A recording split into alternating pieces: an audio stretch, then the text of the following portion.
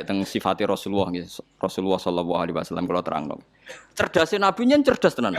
Lho iki sing diterangno wong kafir lho mboten tiyang Islam.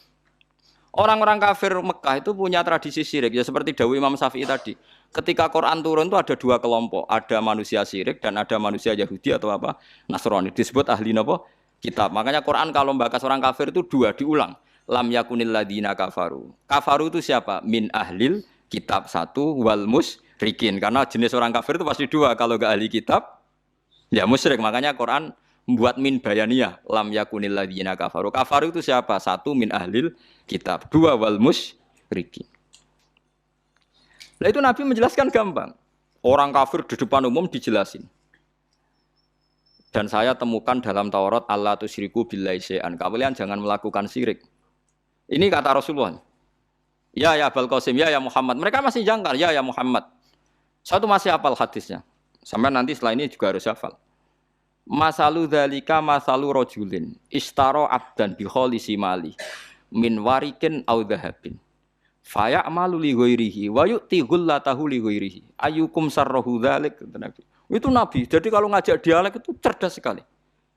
Orang melakukan syirik itu sama saja kamu beli budak, beli pegawai atau beli pekerja, beli karyawan. Kamu beli itu pakai uang kamu sendiri. Min warikin au dhahabin, pakai emas kamu, pakai uang kamu. Kemudian budak yang kamu beli itu kerja untuk orang lain. Dan hasilnya pun dikasihkan orang lain. Ayyukum sarrahu dzalik. Kowe seneng di budak sing ngono iku. Jare wong kafir tak pateni ana budak, tak idek-idek. Jadi wong tuku budak, tuku pegawai gitu, tuku karyawan atau tuku kalau sekarang enggak ada budak ya mungkin beli apa ya, pembantu atau apa. Udah beli mahal-mahal dibeli kerja untuk orang lain. Hasilnya pun dikasihkan. Ayyukum sarrahu dzalik. Apa ada di antara kalian yang suka punya budak seperti itu? Kulluna la nuhibbuhu ya Muhammad. Kita semua tidak senang. Ya seperti itu. Kamu ini diciptakan Allah, dikasih rizkinya Allah, menempat di buminya Allah. Kemudian kamu sujud kepada selain Allah. Itu aneh enggak? Aneh mat. Do Islam separuh. Itu Nabi. Jadi Nabi itu panjang. Orang kok ben Islam ditirakati poso mboten enten sejarah ngoten niku aneh-aneh wae. Ono kiai ben pengaruhe gede poso terus tambah ambles ora sunah Rasul iku. Sunah resi-resi niku. Aneh-aneh iku. Nak ngaji yo nganggo ilmu, nganggo hujjah kul falillahil hujjatul baligh. Lah nek ben jaduk ya monggo poso-poso. Iku enak jaduk tetep mati juga kan nanti. Aneh-aneh wae. Diken aku pengen ngalim sing barokah ya nerangno ngeten iki, telaten nerangno, sithik-sithik diterangno sampai munfakin, sampai napa?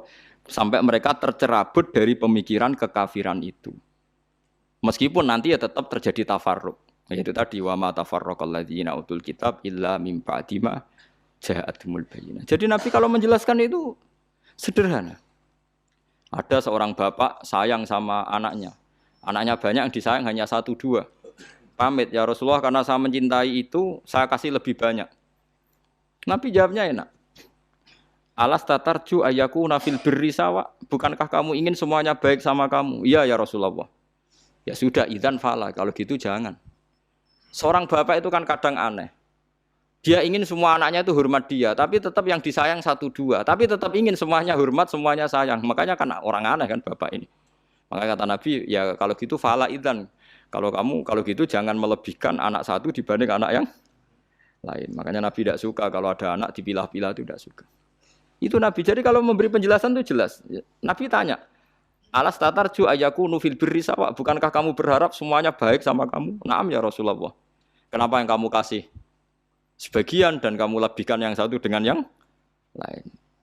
Harusnya kalau dia ingin melebihkan kan kalau ditanya Nabi, bukankah kamu ingin semuanya baik? Enggak ya Rasulullah, yang saya kasih dok biar baik, yang enggak ya enggak apa-apa kan enggak. Mung semuanya ingin baik tapi kok pemberiannya apa? Beda. Itu Rasulullah, cerdas sekali. Nah, sekarang kecerdasan ini yang hilang. Orang sudah senang enggak jelas itu.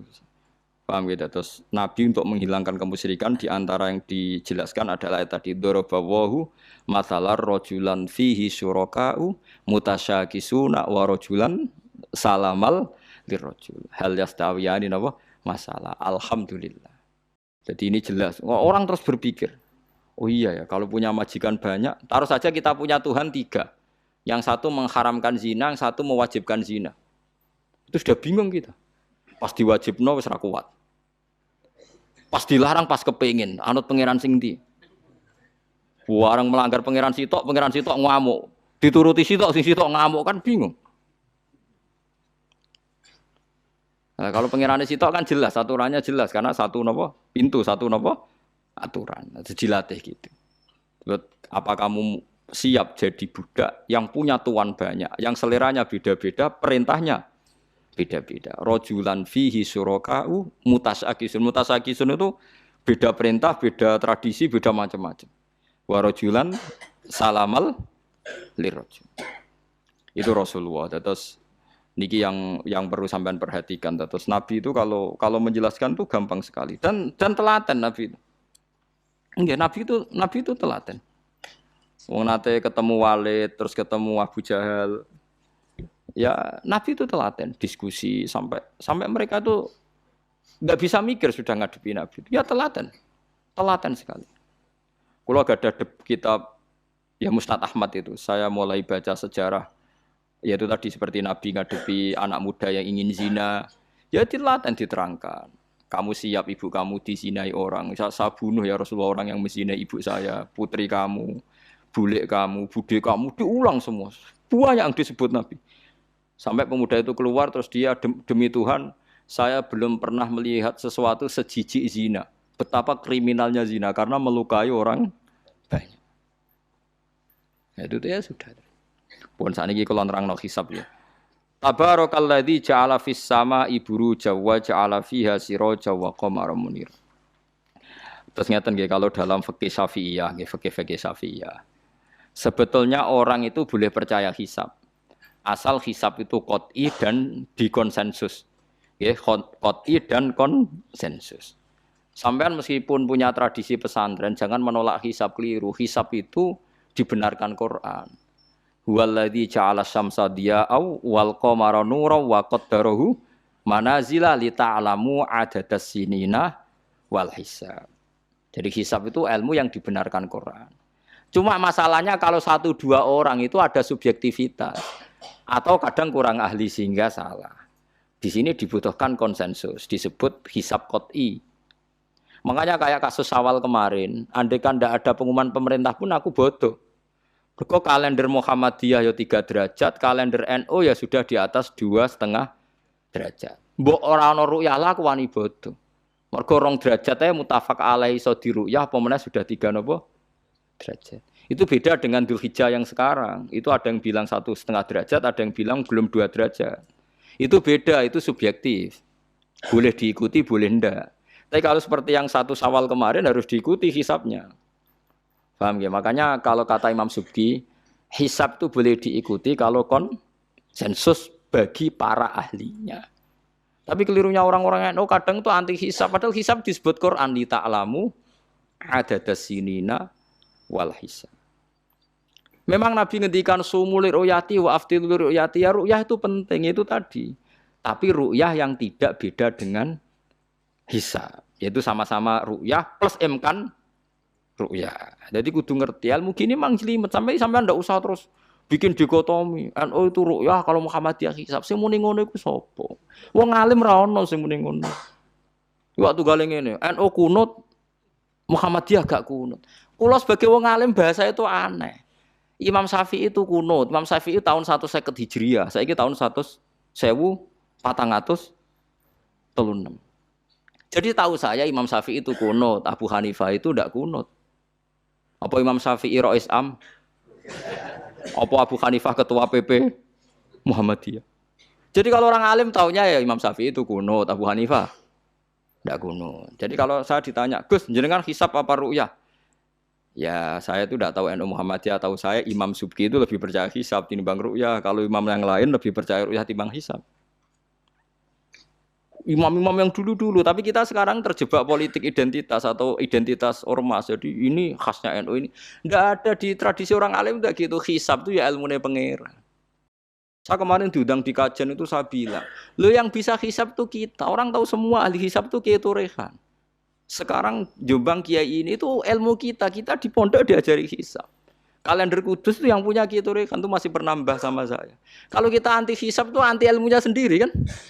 Anti ilmunya apa? Memang yang bisa hisab itu siapa? Kita kan punya pakar hisab banyak. Karena anti hisab ya obongi ngono kalender. Ya biasa saja. Nah, lalu ada masalah itu ketika hisab beda dengan ru'ya. Lah itu aja beda kalau misalnya 1,5 derajat atau 2 derajat. Tapi kalau seperti Syawal kemarin, saya pas setengah 6 orang-orang tanya, Gus nanti terawih ada ndak? Gak ngenteni pengumuman perintah, gak wong alim ngenteni pemerintah ngenya uang. Aneh-aneh.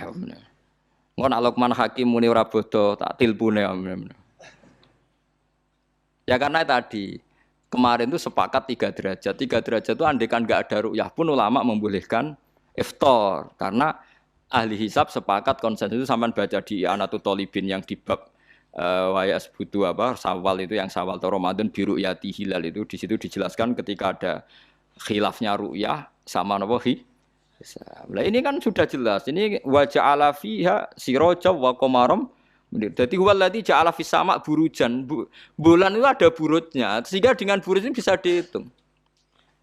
Ini kata Imam Ghazali di kitab Ihya dijelaskan gini. Bagaimana Anda tidak percaya hisab? Hisab itu bahkan bisa menghitung lama gerhana berapa menit, yang gerhana di sisi mana. Misalnya gerhana di sisi selatan. Lama gerhana sekian menit, dimulai 8-15 menit, selesai 20 menit. Wong ngitung menitan wae iso kok ngitung dina ora mbok percaya. Apa kiai-kiai kalau mau sholat gerhana ngenteni ru'yah? Nyatane sore diumumno cong kok gerhana bulan kok do sholat ya. Mbah dereng ru'yah kok ndak gitu. Ayo, nak do ngumumno ngenteni ru'yah apa sudah diumumkan dulu? Diumumkan, engko nak gerhana tenan terus do sholat gitu. Percaya hisab dulu apa ru'yah dulu? Hisab kan? Hisab itu permanen, bahkan bisa digarap 100 tahun ke depan. Wong bulan konsisten agar apa kiamat nggih sik ngeten-ngeten mawon. Jelas nase huwallazi ja'ala syamsa dia awal qamara nura wa qaddarahu manazila iku li ta'lamu adadas sinina wal hisab. Saya pernah ditanya orang, "Lho jenengan kok ngotot gitu, Gus?" Saya ini orang hafal Quran, saya itu paling anti kalau ilmunya Quran dilawan. Hisab itu ilmunya Quran, ru'yah juga ilmunya Quran, ilmunya Rasulullah, enggak usah dilawan. Lu soal yang hisab keliru itu mungkin karena orangnya. Itu Imam Ghazali menyontohkan begini, itu lucu deh ya. Ada dokter, kebetulan dokter itu mendiagnosa Anda salah dan Anda akhirnya tambah mati. Kemudian Anda anti kedokteran itu salah. Dokter itu yang salah, tapi jangan anti kedokteran. Imam Ghazali nyontohkan gitu. Kalau orang itu bisa salah namanya orang. Saya baca kitab kadang ya salah namanya orang itu. Tapi kamu jangan anti saya karena benarnya lebih banyak. Paling salah saya kan 0, sekian persennya tetap ada. Gua pas ngantuk, gua ngelamun ya ada. Tapi masalahnya salah sampean lebih banyak. Sehingga sampean terpaksa yang ngaji saya kan bukan saya terus tidak pernah salah ya pernah. Cuma saya prediksikan misalnya ya paling 1% lah. Kalau 2% kebanyakan. Itu saja mungkin ya pas ngantuk atau tidak fokus atau apalah. Kalau sampean ingin benar saja potensinya salah. Wah, itu kan. Lah itu mungkin ahli hisab juga mungkin salah karena manusia. Pas ngitung 0, sekian ngitung hilal buruce ngene pas bojone ngamuk atau pas tagihan BPKB kan terus blobor toh garapane terus. Makanya kata Imam Suyuti dibutuhkan konsensus. Orang banyak ahli hisab ternyata memutuskan demikian kayak kemarin 1 Syawal kemarin itu kan semua kalender bilang 3 derajat. Wah itu kalau seperti itu mesti setelah istimewa sudah tinggi sekali. Orang sangat ngenteni apa? Ru'ya. Ya tapi ya karena kita percaya ru'ya ngenteni pengumuman ru'ya. Saksinya adalah di Gresik ini, di Aceh. Nek wong alim mesti maca guyu. Ah saksi barang kok repot. Mulane anak-anak tanya saya, Gus nanti terawih ndak? Aneh-aneh. Tapi kan pemerintah gak umumno wis bodoh aku sing nanggung. Ada.